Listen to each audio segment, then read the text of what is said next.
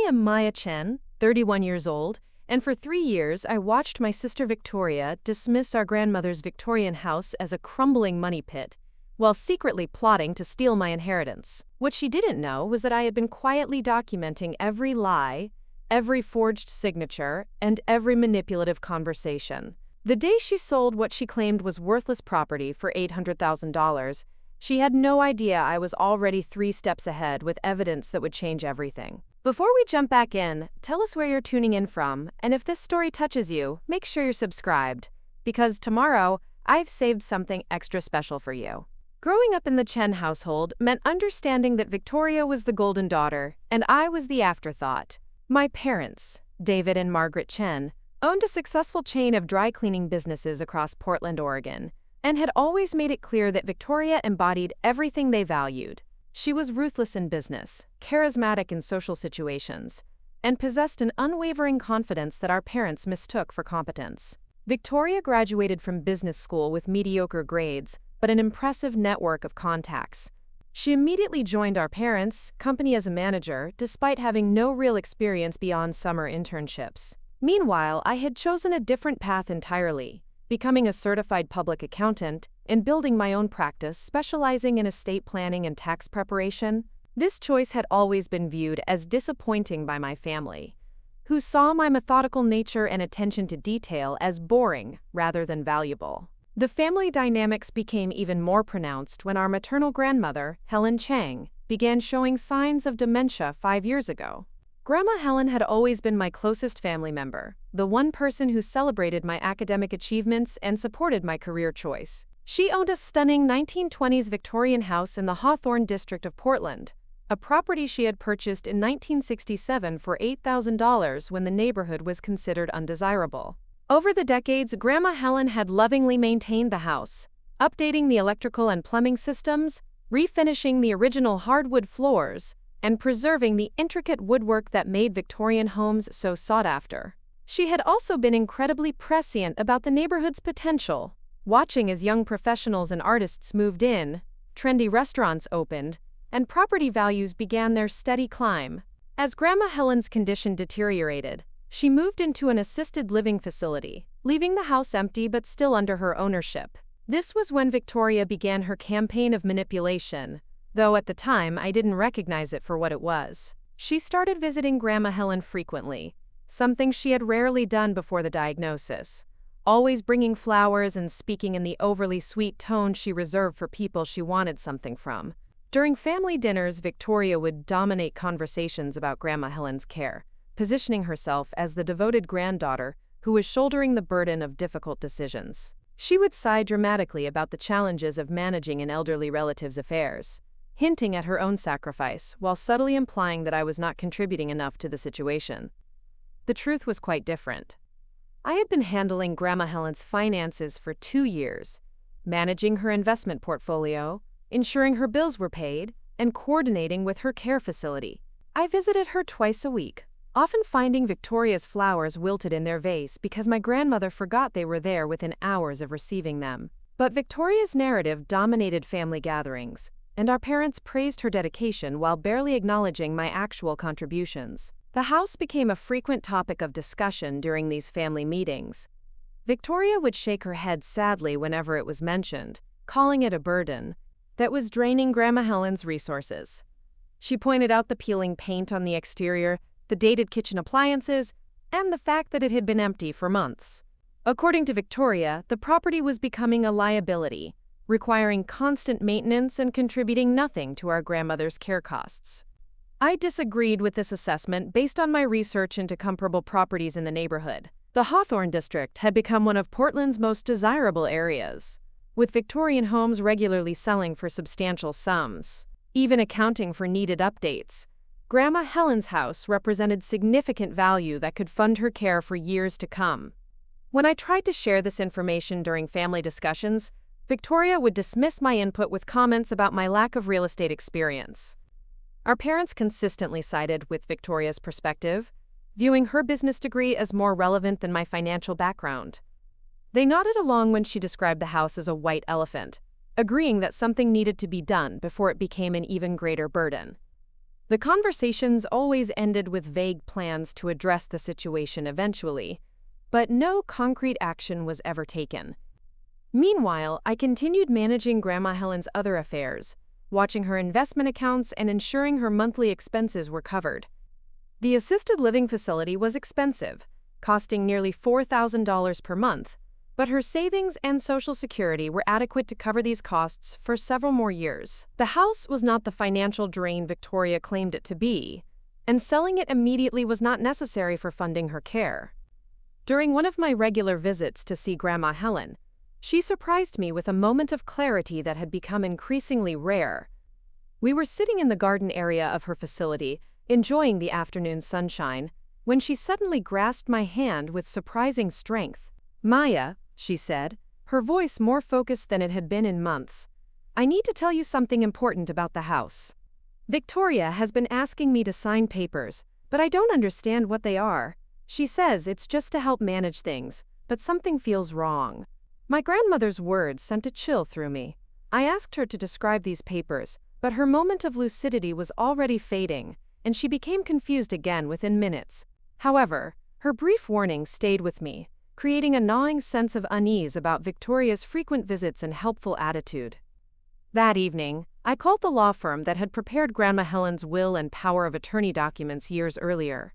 I spoke with Jonathan Martinez, the attorney who had handled her estate planning, and asked about any recent changes or additional documents that might have been filed. He assured me that no modifications had been made to her will or legal arrangements since the original documents were prepared. This conversation should have been reassuring, but instead it deepened my concerns. If Victoria was having Grandma Helen sign papers, but no legitimate legal documents had been filed, what exactly was she asking our grandmother to authorize? I decided to start paying closer attention to Victoria's activities, though I had no idea how extensive her deception would prove to be. The next family dinner provided an opportunity to observe Victoria's behavior more carefully. She arrived with a leather portfolio and spent much of the evening discussing Grandma Helen's situation with our parents. As usual, she emphasized the burden the house represented and the need for decisive action to protect our grandmother's interests. This time, however, I noticed details that had previously escaped my attention. Victoria spoke with unusual authority about the house's condition and market value, citing specific repair costs and neighborhood trends that seemed suspiciously well-researched for someone who claimed to see the property as worthless. She also mentioned having consulted with real estate professionals, though she was vague about their Preparing and narrating this story took us a lot of time. So if you are enjoying it, subscribe to our channel. It means a lot to us. Now, back to the story. Identity and recommendations. When I asked about these consultations, Victoria became defensive, claiming that she was simply being thorough in gathering information. She implied that I was being overly suspicious and suggested that my accounting background didn't qualify me to understand real estate markets. Our parents nodded along, reinforcing their preference for Victoria's approach over my cautious questions. After dinner, I followed Victoria to her car, hoping to continue our conversation privately. Instead of providing more details about her research, she became increasingly irritated with my inquiries. She accused me of not trusting her judgment and suggested that my questions were undermining family unity during a difficult time. "Maya," she said, her voice taking on the condescending tone she had perfected over the years, "I know you mean well, but this is bigger than your little accounting practice can handle. Some of us have to make hard decisions while others just worry about spreadsheets and tax forms." Her dismissive attitude was familiar, but something about her defensiveness felt different this time. Victoria had always been arrogant, but she was usually more than happy to explain her superior knowledge at length. Her reluctance to discuss details suggested she might be hiding something significant. Over the following weeks, I began conducting my own research into the Hawthorne district real estate market. What I discovered contradicted everything Victoria had been telling our family. Property values in the neighborhood had increased dramatically over the past 5 years, with Victorian homes comparable to Grandma Helen's selling for between $600,000 and $800,000, depending on their condition and exact location. I compiled detailed information about recent sales, including photos and descriptions of properties that were remarkably similar to our grandmother's house. Some of these homes had sold for substantial sums, even when they required significant updating, suggesting that buyers were willing to invest in the neighborhood's potential rather than demanding move-in-ready properties. Armed with this research, I requested another family meeting to discuss Grandma Helen's situation. I prepared a comprehensive presentation showing comparable sales data, neighborhood appreciation trends, and projected values for her property. I hoped that presenting concrete financial information would demonstrate the house's true worth and prompt a more thoughtful approach to any decisions about selling. The meeting did not go as I had planned. Victoria listened to my presentation with obvious impatience, frequently interrupting to point out flaws in my analysis.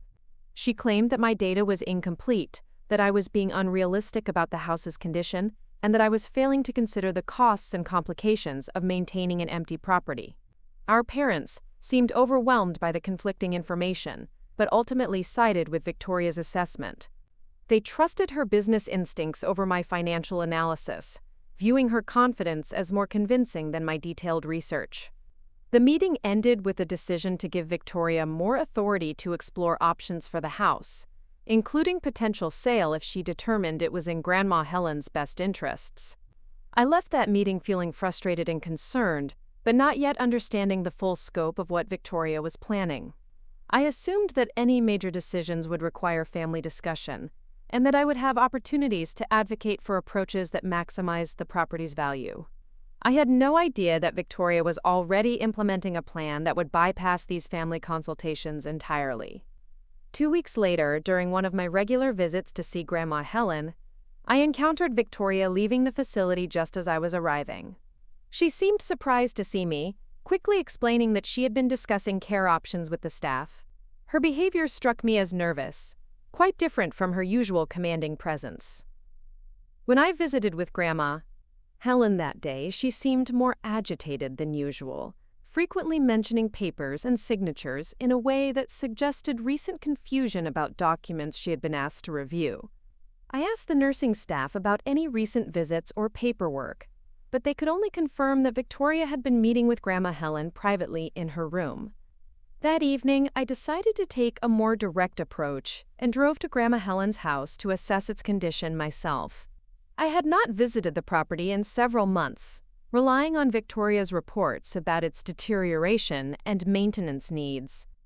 What I found completely contradicted her descriptions of a burden requiring urgent attention. The house was in remarkably good condition for a property that had been empty for months.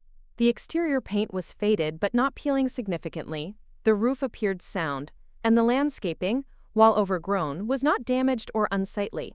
Inside, the hardwood floors gleamed, the original fixtures remained beautiful, and the bones of the house were clearly solid and well-maintained.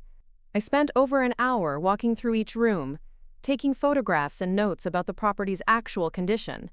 While the house would benefit from updating, particularly in the kitchen and bathrooms, it was far from the deteriorating liability Victoria had described. In fact, it was exactly the kind of charming, well-built home that buyers in the Hawthorne district were seeking. Standing in Grandma Helen's living room, surrounded by furniture she had carefully chosen and memories she had created over decades, I felt a surge of determination to protect her interests and preserve her legacy. This house represented more than financial value. It was a testament to her wisdom, her investment in the community, and her love for the neighborhood she had helped nurture. I decided that evening to take a more active role in monitoring Victoria's activities and protecting Grandma Helen's assets. I had always preferred to avoid family conflict, but the stakes were too high to remain passive. My grandmother deserved advocates who would act in her genuine best interests, not manipulators who saw her vulnerability as an opportunity. The next morning, I contacted Jonathan Martinez again and scheduled a meeting to discuss options for monitoring any changes to Grandma Helen's legal arrangements. I explained my concerns about Victoria's activities and asked about safeguards that might prevent unauthorized transactions or document modifications. Jonathan listened carefully to my concerns and suggested several protective measures. He recommended that I request copies of any new documents Grandma Helen might be asked to sign, and he offered to review any paperwork for legitimacy and proper authorization. He also suggested that I document my observations about Victoria's behavior, and maintain detailed records of any suspicious activities. I left that meeting feeling more equipped to protect my grandmother's interests, but still hoping that my suspicions about Victoria were unfounded. I wanted to believe that family loyalty would ultimately prevail over any selfish motivations, that Victoria would prioritize Grandma Helen's welfare over personal gain. This hope was shattered exactly 1 week later when I received a phone call that changed everything. The caller identified himself as Margaret Chen, a real estate agent who was not related to our family despite sharing our last name. He was calling to inform me that a property owned by Helen Chang had been listed for sale and that my name appeared on documents as someone to be notified about the transaction. I was stunned. No family discussions had taken place about listing the house, no decisions had been made about selling, and I had no knowledge of any authorization for such a significant step. I asked Robert for details about the listing and the documentation he had received authorizing the sale. According to Robert, the listing had been authorized by Victoria Chen, who claimed to have power of attorney for Helen Chang. The documentation appeared to be in order, though Robert admitted he had not independently verified the authenticity of the power of attorney document. The house was being marketed as a fixer-upper in need of significant work, with an asking price of $350,000. I immediately recognized that this price was far below the property's actual market value, representing perhaps half of what comparable homes in the neighborhood had recently sold for. Either Victoria was dramatically uninformed about real estate values, or she was deliberately underpricing the property for reasons that had nothing to do with maximizing Grandma Helen's financial interests. I asked Robert to hold off on any marketing activities until I could review the authorization documents and verify their legitimacy. He agreed to a brief delay but emphasized that he had a signed contract and felt obligated to proceed unless presented with legal documentation challenging the listing authorization. After ending the call with Robert, I immediately contacted Jonathan Martinez and explained what I had discovered. He agreed to meet with me that afternoon to review whatever documentation I could obtain and advise me about options for challenging the listing if the authorization proved to be fraudulent or improperly obtained. The rest of that day passed in a blur of phone calls, document requests, and growing anger about Victoria's deception. She had clearly been planning this sale for weeks or months, carefully positioning herself as the concerned granddaughter, while secretly maneuvering to gain control of valuable property. I obtained copies of the listing agreement and power of attorney document from Margaret Chen's office, along with other paperwork related to the proposed sale. When I reviewed these documents with Jonathan Martinez that afternoon, several irregularities immediately became apparent. The power of attorney document appeared to be a photocopy rather than an original, with signatures that looked suspiciously different from Grandma Helen's usual handwriting. More significantly, the document was dated only 2 weeks earlier, coinciding exactly with Victoria's recent increase in visits to the assisted living facility. Jonathan explained that power of attorney documents are extremely serious legal instruments that grant broad authority over another person's financial affairs.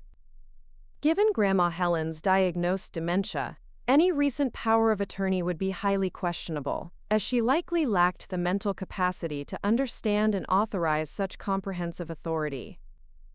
We immediately began the process of challenging the listing and investigating the legitimacy of Victoria's claimed authority.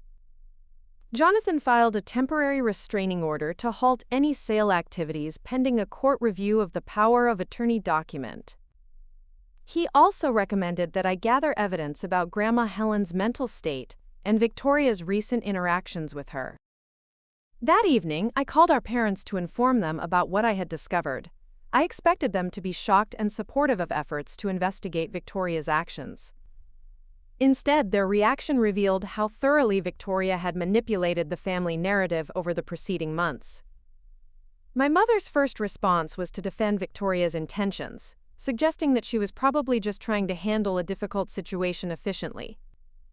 My father expressed annoyance that I was creating legal complications around what he viewed as a reasonable business decision.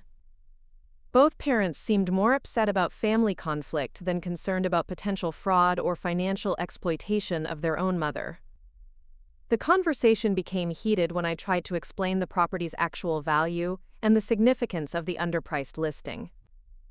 Our parents dismissed my concerns as overreaction, repeated Victoria's claims about the house being a burden, and suggested that I was being difficult and suspicious without good reason.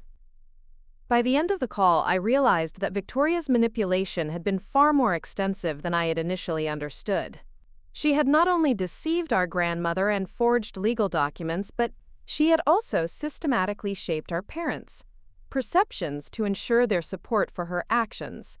I was facing not just Victoria's fraud, but an entire family dynamic that had been carefully constructed to marginalize my voice and validate her authority.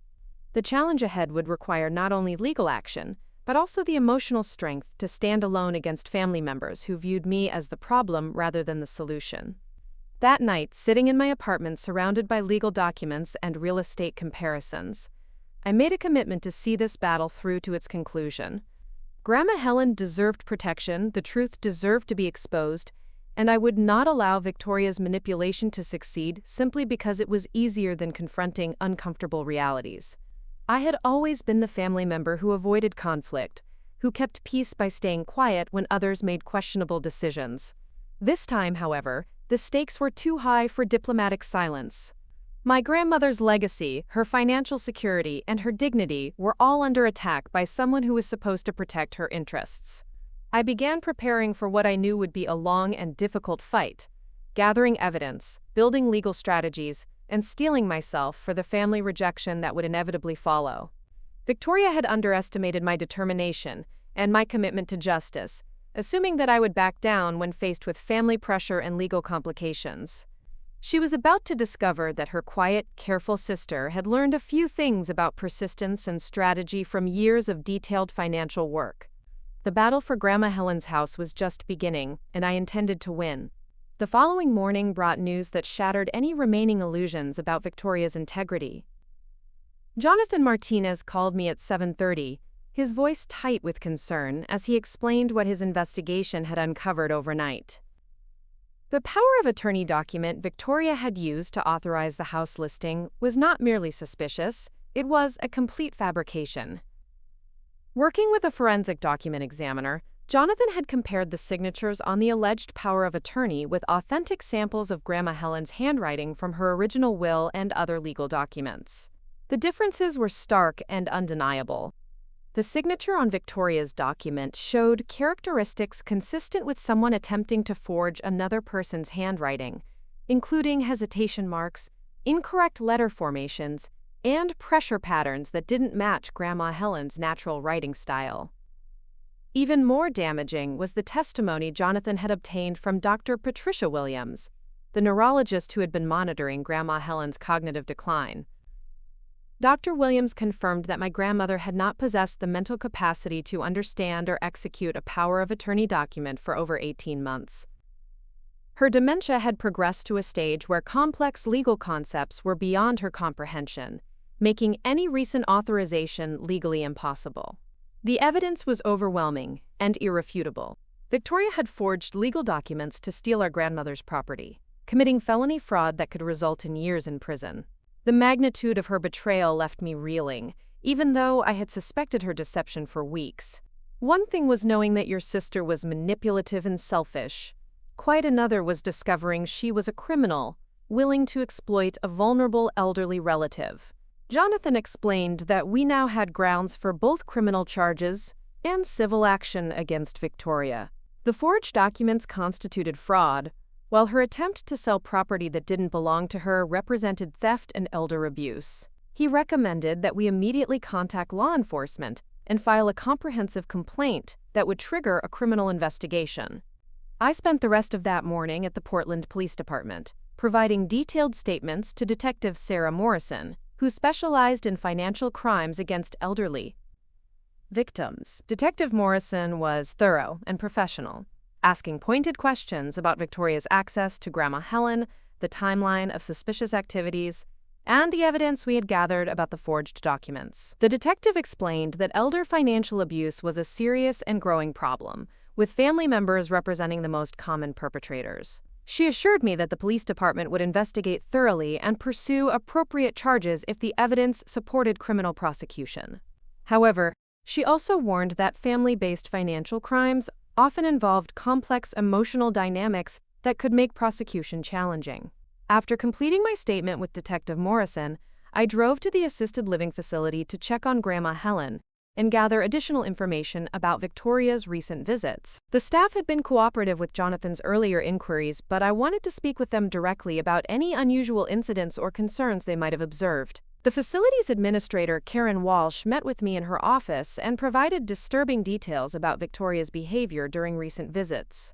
According to Karen, Victoria had specifically requested private meetings with Grandma Helen, often bringing documents that she claimed were related to medical care or facility arrangements. The staff had accommodated these requests because Victoria presented herself as the primary family contact managing our grandmother's affairs. Karen showed me the visitor logs, which revealed that Victoria's visits had increased dramatically over the past 2 months, coinciding exactly with her campaign to gain control of the house. More troubling was Karen's observation that Grandma Helen often seemed confused and agitated after these private meetings, requiring additional support from nursing staff to calm her down. The picture that emerged was of a predator systematically exploiting a vulnerable victim, using private access and family authority to manipulate someone who could no longer protect herself. The clinical detachment required to exploit your own grandmother's dementia for financial gain revealed a level of callousness that shocked me, even knowing Victoria's selfish history. I spent the afternoon with Grandma Helen, sitting quietly in her room and observing her current mental state. Her condition had clearly deteriorated since my last visit, with increased confusion about time and place, difficulty following conversations, and moments of apparent fear when she couldn't remember where she was or why she was there. During one brief period of relative clarity, I gently asked Grandma Helen about recent visits from Victoria. Her response was heartbreaking and illuminating. She remembered feeling pressured to sign papers she didn't understand, being told that important decisions needed to be made quickly, and feeling scared when she couldn't comprehend what was being asked of her. Grandma Helen's fragmented memories painted a picture of Victoria using high-pressure tactics against someone who was cognitively unable to resist or fully understand what was happening. The exploitation was not just financial but emotional, creating fear and confusion in someone who deserved protection and comfort during her declining years. That evening, I received an unexpected phone call that escalated the situation dramatically. Victoria had apparently learned about the legal action challenging her authority, and she was furious. Her voice was tight with rage as she accused me of interfering with family business and creating unnecessary complications during an already difficult time. "Maya," she hissed into the phone, "you have no idea what you're doing. I've been managing this situation while you sit in your little office playing with numbers. Now you're making everything worse with your paranoid theories and legal threats."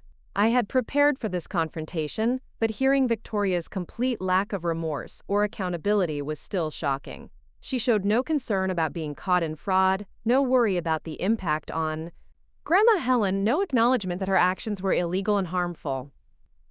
Instead, she was angry about being thwarted, treating the situation as a business deal that had been unfairly disrupted.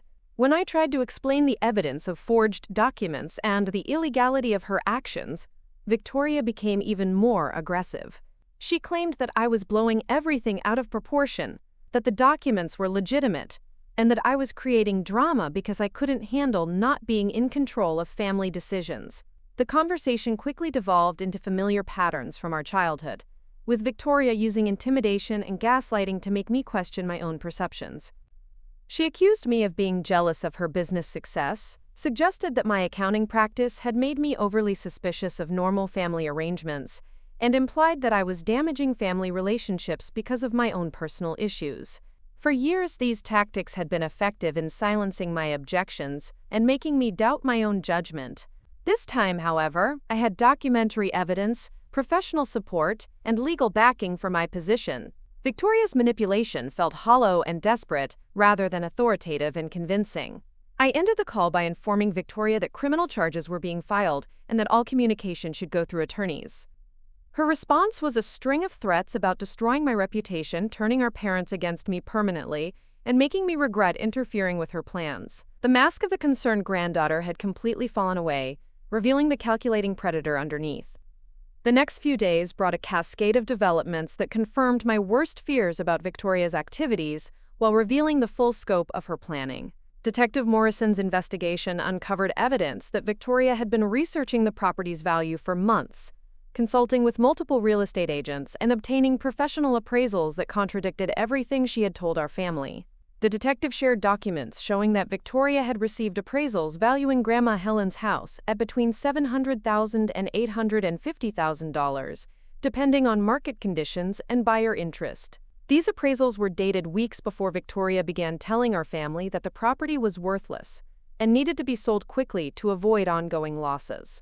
Even more damaging was evidence that Victoria had already identified a buyer for the property, someone willing to pay $350,000 in cash for a quick closing.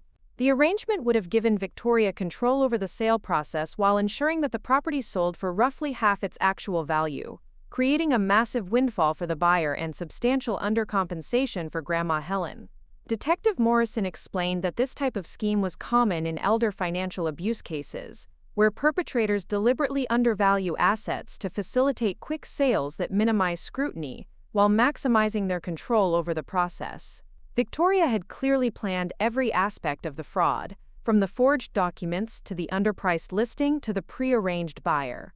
The criminal investigation also revealed that Victoria had opened a bank account in Grandma Helen's name, using the forged power of attorney to establish her own signature authority on the account. This account was apparently intended to receive proceeds from the house sale, giving Victoria direct access to funds that legally belonged to our grandmother. The sophistication of Victoria's planning was both impressive and terrifying.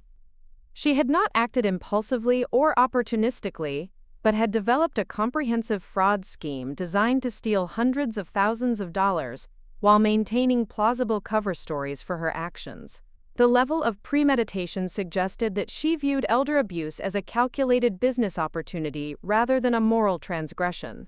As news of the criminal investigations spread through our extended family, the reactions revealed just how effectively Victoria had manipulated family perceptions over the preceding months. Several relatives called to express surprise and disbelief about the charges, having been completely convinced by Victoria's narrative about managing a difficult situation responsibly. Our parents' response was particularly painful and illuminating. Instead of expressing concern about Grandma Helen's exploitation or horror at Victoria's criminal behavior, they focused primarily on the embarrassment and inconvenience of having a family member under criminal investigation. Their first concerns were about publicity, family reputation, and the impact on their business relationships. When I tried to discuss the evidence of fraud and the need to protect Grandma Helen's interests, our parents treated me as the source of family problems rather than someone trying to prevent further victimization. They seemed more upset about my decision to involve law enforcement than about Victoria's decision to commit felony fraud against their own mother. This reaction confirmed something I had suspected, but hoped wasn't true. Our parents cared more about maintaining family harmony and protecting Victoria than about justice or accountability. Their priority was damage control rather than moral responsibility, and they viewed my actions as disloyal interference rather than necessary protection of a vulnerable family member. The emotional toll of standing alone against family pressure while managing complex legal proceedings was exhausting. I found myself questioning decisions constantly, wondering if I was overreacting or causing unnecessary harm to family relationships. The gaslighting and manipulation that had shaped my childhood were now being weaponized to make me abandon efforts to protect my grandmother. Fortunately, the professional support I had assembled helped me maintain perspective during these difficult moments. Jonathan Martinez regularly reminded me that the evidence was clear and the legal issues were straightforward, regardless of family dynamics. Detective Morrison emphasized that elder financial abuse was a serious crime that required prosecution regardless of family preferences. Most importantly, Dr. Patricia Williams provided ongoing consultation about Grandma Helen's condition and needs. Dr. Williams emphasized that protecting vulnerable elderly individuals from exploitation was a moral and legal imperative that transcended family politics. Her professional perspective helped me focus on my grandmother's welfare rather than family approval. 3 weeks after filing the initial complaint, Detective Morrison informed me that the district attorney's office had decided to pursue criminal charges against Victoria. The evidence was strong enough to support multiple felony counts, including fraud, theft, and elder abuse. Victoria would be arrested and arraigned within days, facing potential prison time if convicted. The news should have felt like vindication, but instead it brought a complex mixture of relief, sadness, and apprehension. Relief that the legal system was taking the crime seriously, and that Grandma Helen's interests would be protected. Sadness that family relationships had deteriorated to the point of criminal prosecution. Apprehension about the battles that still lay ahead as Victoria fought the charges and our parents continued their campaign of blame and manipulation. I spent that evening visiting Grandma Helen, sitting quietly with her as she dozed in her chair overlooking the facility's garden. Her peaceful expression reminded me why I had chosen to fight this battle despite the personal cost. She deserved protection, dignity, and security during her remaining years, regardless of the inconvenience this created for family members who preferred easier solutions. The next morning brought Victoria's arrest, an event that generated exactly the kind of publicity our parents had feared. Local news outlets covered the story of family financial fraud, emphasizing the vulnerability of elderly dementia patients and the shocking betrayal involved when exploitation comes from trusted relatives. The media attention intensified family pressure on me to somehow resolve the situation quietly, as if criminal charges could be withdrawn through family negotiation. Our parents called repeatedly, alternating between anger about my refusal to cooperate with damage control efforts and desperate pleas for me to consider Victoria's future and the family's reputation. These conversations revealed the fundamental disconnect between my priorities and theirs. They viewed the situation as a family dispute that should be handled privately, while I understood it as a serious crime that required legal resolution. They focused on protecting Victoria and minimizing consequences, while I prioritized protecting Grandma Helen and ensuring accountability. The pressure became so intense that I temporarily changed my phone number and asked Jonathan Martinez to handle all family communication through his office. I needed space to focus on the legal proceedings without constant manipulation and emotional blackmail from relatives who refused to acknowledge the seriousness of Victoria's crimes. Victoria's criminal defense strategy became apparent during her arraignment, where her attorney argued that the charges were based on a family misunderstanding rather than criminal intent. The defense claimed that Victoria had genuinely believed she was acting in Grandma Helen's best interests, that any document irregularities were honest mistakes rather than deliberate fraud, and that the family conflict was motivated by sibling rivalry rather than legitimate legal concerns. This narrative was completely contradicted by the evidence Detective Morrison had gathered, but it revealed how Victoria planned to fight the charges. She would portray herself as a well-intentioned family member who had made technical errors while trying to help, rather than a calculating predator who had systematically exploited a vulnerable relative. The defense strategy also relied heavily on character witnesses who would testify about Victoria's business success and community involvement, painting her as an upstanding citizen who would never commit deliberate fraud. Several family friends and business associates had already agreed to provide this testimony, demonstrating how effectively Victoria had maintained her public image while committing crimes in private. Watching Victoria's defense take shape was like seeing our childhood dynamics played out in a courtroom setting. She was using the same combination of charm, manipulation, and victim blaming that had always allowed her to escape consequences for harmful behavior. The difference was that this time, documentary evidence existed to contradict her narrative. The prosecutor assigned to the case, District Attorney Helen Chang, met with me to discuss the evidence and prepare for trial. She was experienced in elder abuse cases and understood both the legal complexities and the emotional challenges involved when families were reluctant to support prosecution of their own members. DA Chang explained that financial crimes against elderly victims were often difficult to prosecute because family members frequently refused to cooperate with investigations or provide testimony that would help secure convictions.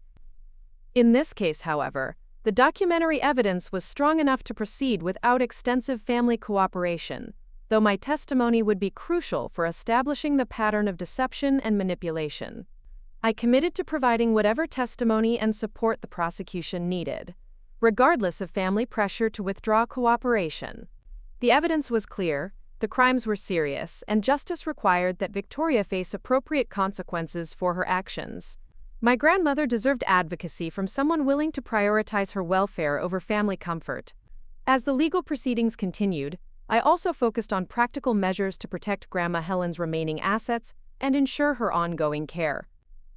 Working with Jonathan Martinez, I petitioned the court for guardianship authority that would prevent any future unauthorized transactions while ensuring that her legitimate needs were met. The guardianship process required extensive documentation of Grandma Helen's condition and capacity, medical evaluations of her decision-making abilities, and financial assessments of her resources and obligations. The work was time-consuming and emotionally draining, but it provided comprehensive protection against future exploitation while establishing proper oversight of her affairs. Through this process, I discovered additional evidence of Victoria's manipulation that had not been immediately apparent. Bank records showed unauthorized withdrawals from Grandma Helen's accounts, credit card charges for purchases that had no connection to her care or needs, and investment changes that reduced income while increasing fees and commissions. The pattern revealed that the house sale was not Victoria's first attempt at financial exploitation, but rather the culmination of months of smaller-scale theft and manipulation.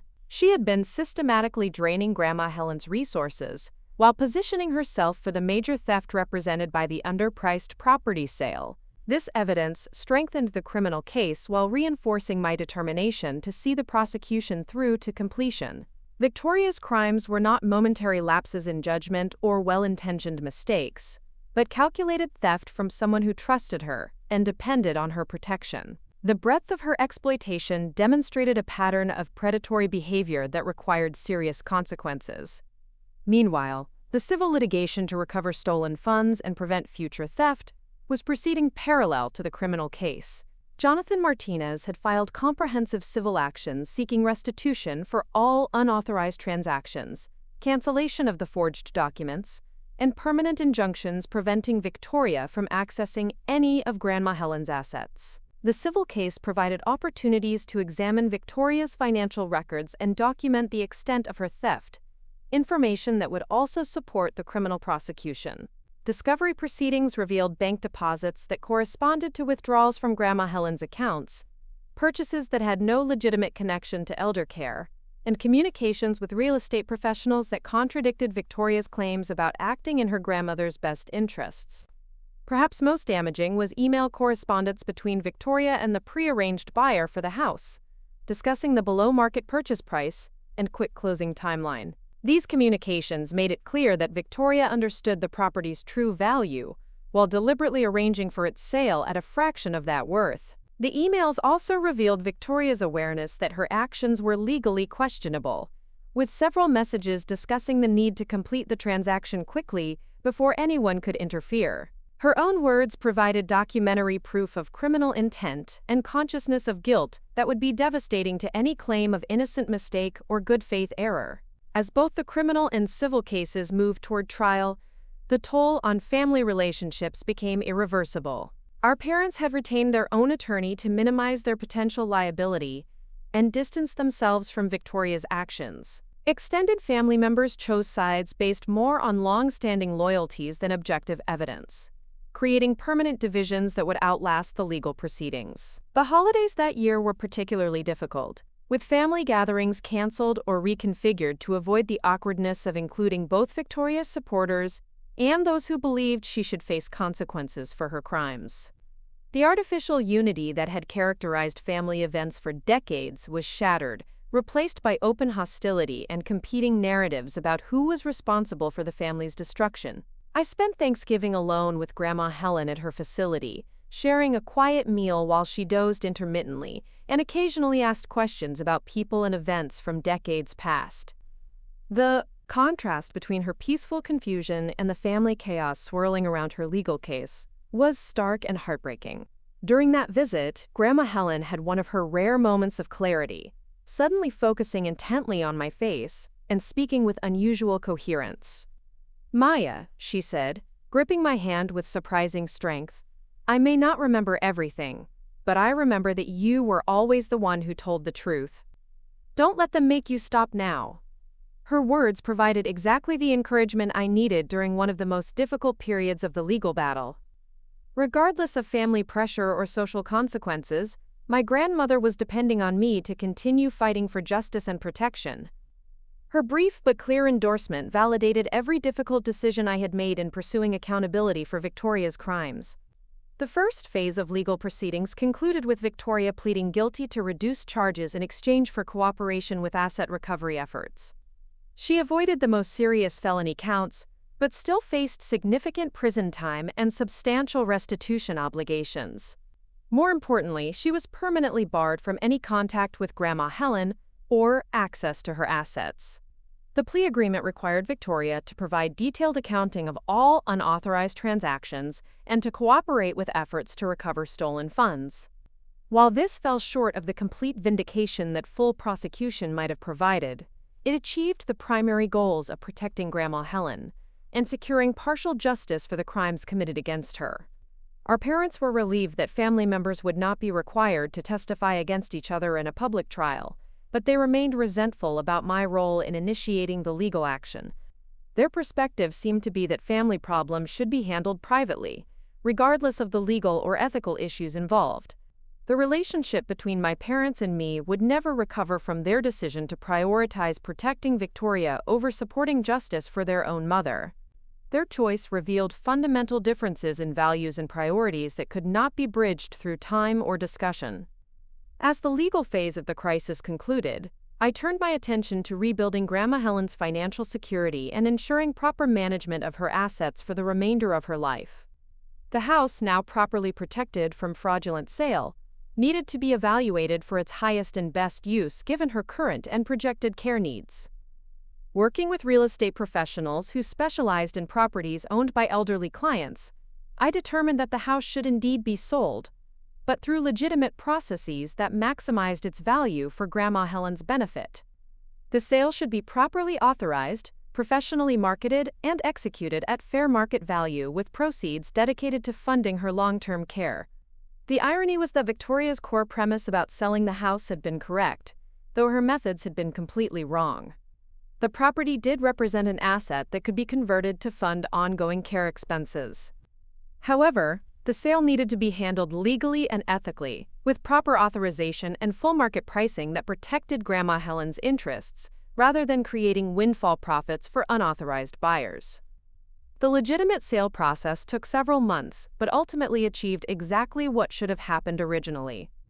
The house sold for $810,000, more than double what Victoria had arranged through her fraudulent scheme.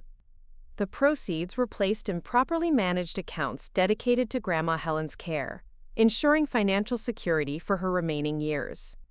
Standing in the empty house during the final walkthrough before closing, I reflected on the journey that had brought us to this point. Grandma Helen's beautiful Victorian home, carefully maintained and lovingly preserved, would now provide for her care in ways she had never anticipated when she purchased it decades earlier. The new owners were a young family who appreciated the home's character and planned to restore its original details while updating systems for modern living. They understood the house's history and were honored to continue its legacy in the neighborhood Grandma Helen had helped nurture and develop. The financial security provided by the legitimate sale allowed me to arrange enhanced care services for Grandma Helen, including specialized memory care support and therapeutic activities designed for dementia patients. While her condition continued to deteriorate, she was comfortable, safe, and surrounded by professional caregivers who treated her with dignity and respect. The contrast between the care she received with proper resources and the vulnerable situation she had faced during Victoria's exploitation highlighted the importance of protecting elderly family members from financial abuse. Money could not restore her cognitive abilities, but it could ensure comfort, safety, and appropriate medical support during her declining years. Victoria served 18 months in a minimum security facility before being released on probation with strict financial oversight requirements. Her business career was effectively ended by the felony conviction, and her relationship with our family was permanently destroyed by her betrayal of trust and exploitation of vulnerability.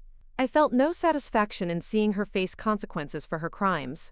only sadness about the choices she had made and the relationship she had destroyed through her actions. The justice system had functioned appropriately, but the human cost of her betrayal would last far longer than any criminal sentence. The final resolution of the legal and financial issues took nearly 2 years, from the initial discovery of Victoria's fraud to the completion of asset recovery and establishment of proper elder care arrangements. Throughout this period, I learned valuable lessons about family dynamics, legal protections, and the importance of advocacy for vulnerable individuals who cannot protect themselves. Most significantly, I discovered personal strength and determination that I had never known I possessed. Standing alone against family pressure while navigating complex legal and financial challenges had tested every aspect of my character and resolve. The experience was transformative, revealing capabilities and convictions that would influence every subsequent decision in my life. 5 years have passed since the day I received that shocking phone call from Margaret Chen about the unauthorized listing of Grandma Helen's house. As I sit in my expanded office space, looking out at the Portland skyline through floor-to-ceiling windows, I sometimes marvel at how dramatically my life transformed through the process of fighting for justice and truth. The immediate aftermath of Victoria's conviction and the resolution of legal proceedings had left me emotionally drained but professionally energized. The complex financial investigations, estate planning challenges, and elder care coordination had revealed capabilities I never knew I possessed. More importantly, the experience had connected me with a network of attorneys, social workers, and healthcare professionals who specialized in protecting vulnerable adults. Within 6 months of concluding Grandma Helen's case, I received my first referral for similar elder abuse investigation work. A family friend of Jonathan Martinez needed help documenting suspicious financial activities involving her father's assets and a caregiver who seemed to be manipulating the elderly man for personal gain. The case required exactly the combination of accounting expertise, investigative persistence, and emotional resilience that I had developed during my own family's crisis. That first referral led to another, then several more, until I found myself transitioning from traditional accounting practice to specialized forensic work focused on financial crimes against elderly victims. The demand for these services was overwhelming, reflecting a hidden epidemic of elder abuse that most families never anticipated and few professionals were equipped to address effectively. My new practice specialized in cases where families suspected financial exploitation but lacked the expertise to document crimes or navigate legal remedies. I worked closely with law enforcement, attorneys, and social services to build comprehensive cases that protected victims while pursuing accountability for perpetrators. The work was emotionally challenging but deeply meaningful, providing justice for people who had been betrayed by those they trusted most. The professional transformation also brought personal healing that I had not expected. Each case I worked reinforced the legitimacy of my own experience and the importance of the choices I had made in protecting Grandma Helen. Seeing other families struggle with similar dynamics helped me understand that the gaslighting and manipulation I had endured were common tactics used by financial predators to silence opposition and maintain control. My expertise became particularly valuable in cases involving family members as perpetrators, since I understood both the emotional complexity and the practical challenges involved in pursuing justice against relatives. Many victims and their advocates struggled with guilt about causing family conflict, even when protecting vulnerable individuals from serious crimes. My experience provided perspective and encouragement for families facing these difficult decisions. The success of my specialized practice also brought unexpected recognition within professional communities. I was invited to speak at conferences about elder abuse prevention, consulted on legislative initiatives to strengthen protections for vulnerable adults, and asked to train law enforcement officers and social workers about financial exploitation investigation techniques. These opportunities allowed me to advocate for systemic changes that would help prevent cases like Grandma Helen's, while supporting better outcomes for victims who could not advocate for themselves. The work felt like a natural extension of the fight I had waged for my own family, expanding the impact beyond individual cases to broader community protection efforts. Meanwhile, Grandma Helen's condition continued its inevitable decline, though the enhanced care made possible by proper financial resources ensured her comfort and dignity throughout the process. The memory care facility where she spent her final years specialized in dementia treatment, providing therapeutic activities, specialized medical support, and compassionate end-of-life care that honored her humanity despite her cognitive limitations. I visited her regularly throughout this period, often sitting quietly while she dozed, or sharing stories about her younger years when her memories of distant events remained more accessible than recent experiences. During these visits, I would update her about the house sale, the legal resolution, and the security of her financial arrangements, though I was never certain how much she understood or retained. On one particularly memorable afternoon, Grandma Helen surprised me with a moment of startling clarity that reminded me why the fight for justice had been so important. We were sitting in the facility's garden enjoying warm spring sunshine when she suddenly turned to me with focused attention and spoke in a voice that sounded remarkably like her younger self. "Maya," she said, reaching for my hand with steady fingers, "I know I don't remember things well anymore, but I want you to know that I remember you standing up for me when others wouldn't. That matters more than anything else, and I'm proud of the person you've become." Her words brought tears to my eyes and validation that transcended any professional success or financial recovery. Grandma Helen's recognition of my advocacy, expressed during one of her final periods of genuine clarity, confirmed that the painful choices I had made were worthwhile regardless of their cost in family relationships or personal comfort. She passed away peacefully 18 months later, surrounded by caring facility staff and with me holding her hand as she took her final breaths. Her death marked the end of an era for our family, but it also represented the completion of my commitment to protecting her dignity and ensuring her security during her most vulnerable years. The funeral arrangements revealed the permanent fractures that Victoria's crimes had created within our family structure. Our parents organized a service that focused on Grandma Helen's earlier life, while avoiding any mention of her final years or the circumstances that had required legal intervention to protect her. They seemed determined to maintain the fiction that family harmony had prevailed throughout her decline.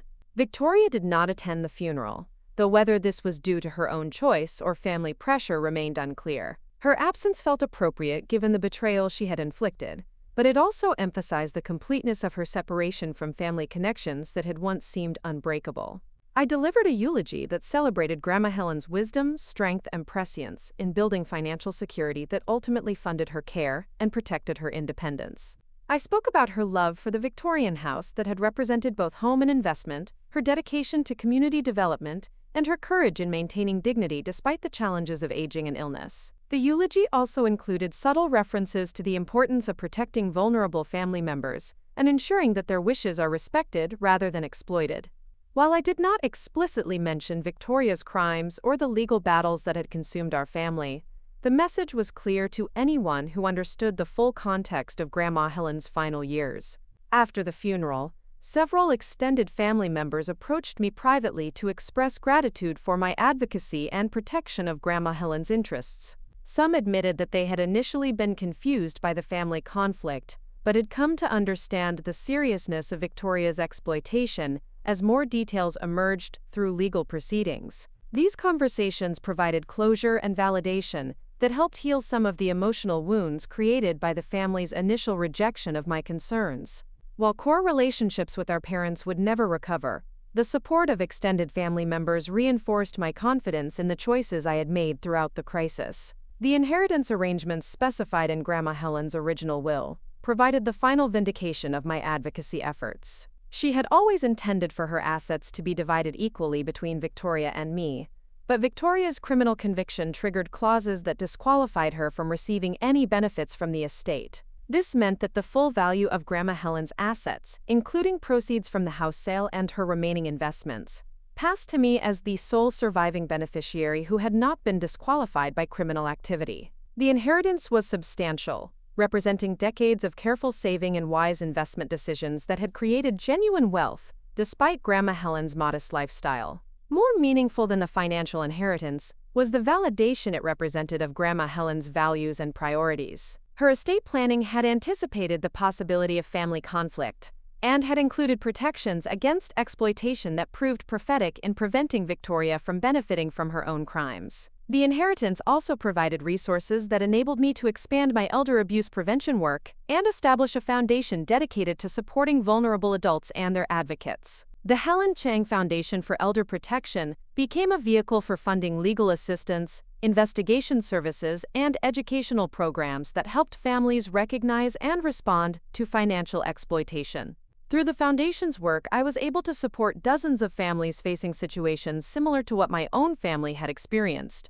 The resources provided legal representation for victims who could not afford private attorneys, funded forensic accounting services for complex financial investigations, and offered counseling support for family members struggling with the emotional trauma of pursuing justice against relatives. The foundation also developed educational materials and training programs that helped elderly individuals recognize warning signs of financial exploitation, while providing family members with tools for protecting vulnerable relatives. These prevention efforts represented the most meaningful legacy I could create from the painful experience of fighting Victoria's crimes. Our parents' reaction to the inheritance distribution revealed the depth of their continued denial about Victoria's actions and their own failure to protect Grandma Helen. They expressed outrage that Victoria had been excluded from benefiting from the estate, viewing this as excessive punishment rather than appropriate consequence for her criminal behavior. Their perspective seemed to be that family loyalty should have superseded legal accountability, that Victoria's crimes should have been forgiven in the interest of maintaining family unity and ensuring traditional inheritance patterns. They could not or would not acknowledge that Victoria's disqualification was the direct result of her own choices, rather than vindictive punishment imposed by others. The final conversation I had with our parents occurred 6 months after Grandma Helen's death, when they requested a meeting to discuss what they called the family situation. I agreed to meet them at a neutral location, hoping for some acknowledgement of the harm that had been done, and perhaps the beginning of reconciliation based on truth rather than denial. Instead, the meeting revealed that their primary concern remained protecting Victoria and minimizing the consequences of her actions. They wanted me to use part of the inheritance to provide financial support for Victoria, who was struggling to rebuild her life after her conviction and imprisonment. They suggested that this gesture would demonstrate forgiveness and family loyalty while helping to heal the divisions created by the legal proceedings. I declined their request firmly, but without anger, explaining that providing financial support to Victoria would essentially reward her crimes and undermine the justice that had been achieved through legal proceedings. The inheritance represented Grandma Helen's assets, saved through decades of careful financial management, and using those resources to benefit the person who had tried to steal them would be a betrayal of her memory and values. Our parents could not understand or accept this perspective, viewing my refusal as continued vindictiveness rather than principled commitment to accountability. The meeting ended with their declaration that they considered me responsible for destroying the family, and that they would not maintain contact with someone who refused to prioritize family loyalty over abstract principles of justice. This final break in family relationships was painful but not surprising given the patterns that had been established throughout the crisis. Our parents had consistently chosen to support the perpetrator rather than the victim, to prioritize comfort over truth, and to value family image over individual protection. Their ultimatum simply formalized divisions that had existed since the day I chose to challenge Victoria's crimes, rather than enabling her continued exploitation. The loss of parental relationships was significant but not devastating, since those relationships had been conditional on my willingness to accept unacceptable behavior and remain silent about serious wrongs. The family I built through my professional work and community connections proved more supportive and genuine than the biological relationships that had been damaged by years of dysfunction and denial. Victoria's post-conviction life unfolded in ways that vindicated my decision to pursue legal accountability, despite family pressure to handle the situation privately. Rather than learning from her experience and demonstrating genuine remorse, she continued patterns of manipulation and exploitation that suggested her crimes against Grandma Helen were part of a broader character disorder, rather than isolated mistakes. Within 2 years of her release from prison, Victoria was investigated for similar financial crimes, involving elderly clients of a business where she had found employment. While these new charges were ultimately dismissed due to insufficient evidence, the pattern suggested that she viewed vulnerable individuals as opportunities for exploitation rather than people deserving protection and respect. Her continued criminal behavior validated my belief that accountability and consequences were necessary rather than vindictive. Victoria's actions after conviction demonstrated that she had not been reformed by legal proceedings, but simply made more careful about covering her tracks. Family forgiveness and private resolution would not have changed her fundamental approach to relationships and ethics. The professional recognition that grew from my elder abuse investigation work brought opportunities to influence policy and practice at state and national levels. I was appointed to advisory committees that developed new protocols for financial institution reporting of suspicious activities involving elderly customers, contributed to legislative initiatives that strengthened penalties for family-based financial exploitation, and helped create training programs for professionals who work with vulnerable adult populations. These opportunities allowed me to channel the expertise gained through personal experience into systemic improvements that would protect countless other families from exploitation. The work felt like the most meaningful possible use of the knowledge and skills I had developed through fighting Victoria's crimes and protecting Grandma Helen's interests. The expansion of my professional impact also brought personal satisfaction that transcended the financial success of my specialized practice. Each case that resulted in recovered assets for elderly victims, each prosecution that held perpetrators accountable, and each family that learned to recognize and respond to warning signs represented progress toward a society that better protects its most vulnerable members. My personal life also flourished during this period of professional growth and community engagement. The confidence and self-knowledge gained through standing up to family pressure and navigating complex legal challenges made me more selective about relationships, while also more open to genuine connections based on mutual respect and shared values. I met David through my foundation work, where he served as a volunteer attorney providing legal services to elder abuse victims. His dedication to protecting vulnerable individuals and his understanding of the emotional complexity involved in family-based crimes created immediate connection and compatibility that developed into deep partnership over time.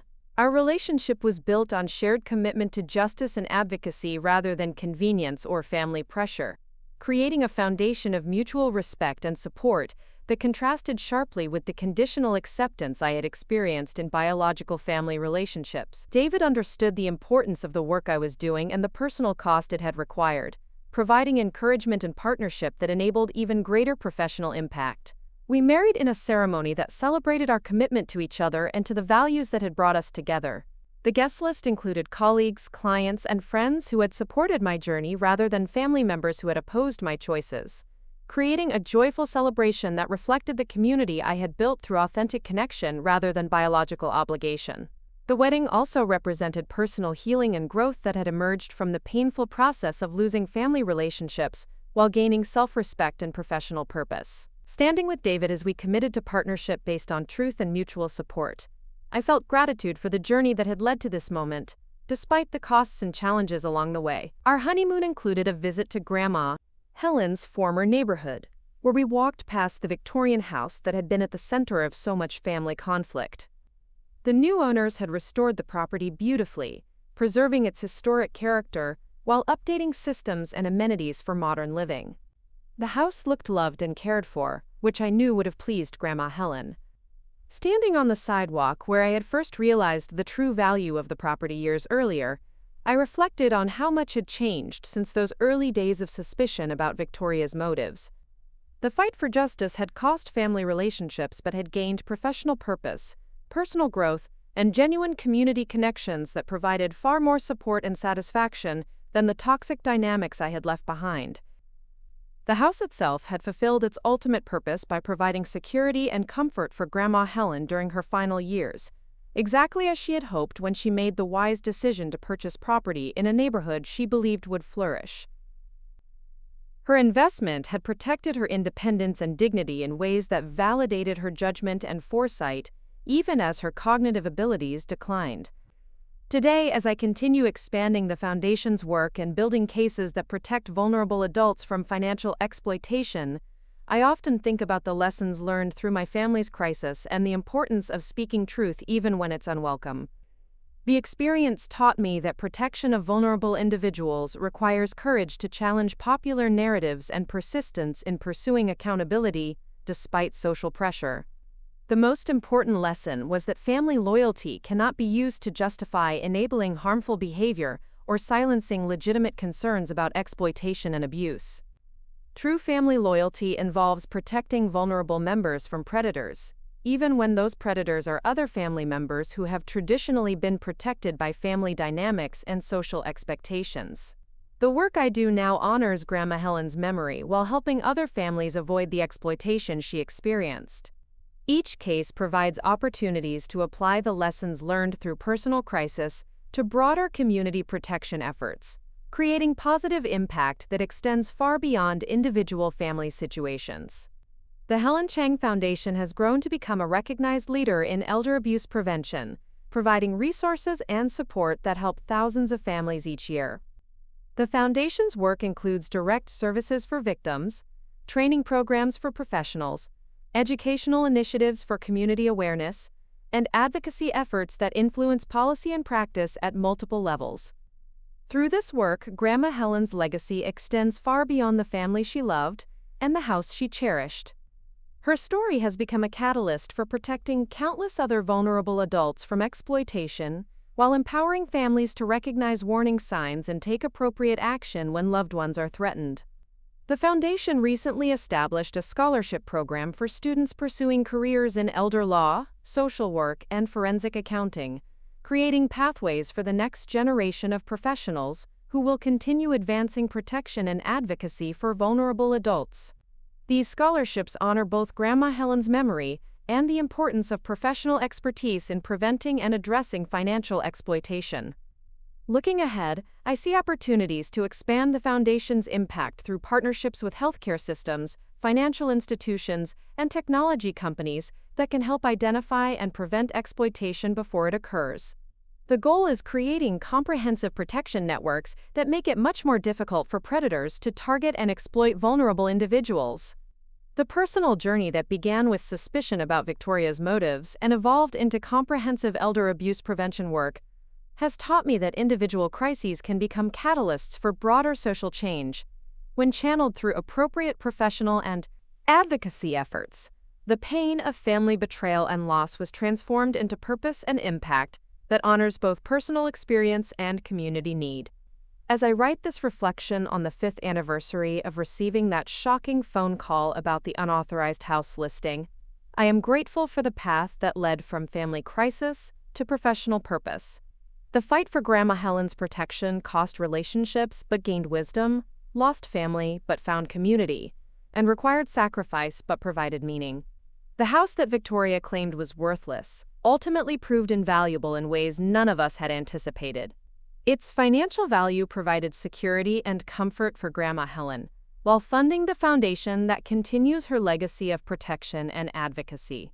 More importantly, the fight to protect that house revealed character, tested values, and created opportunities for impact that extend far beyond any individual family situation. Up next, you've got 2 more standout stories right on your screen. If this one hit the mark, you won't want to pass these up. Just click and check them out.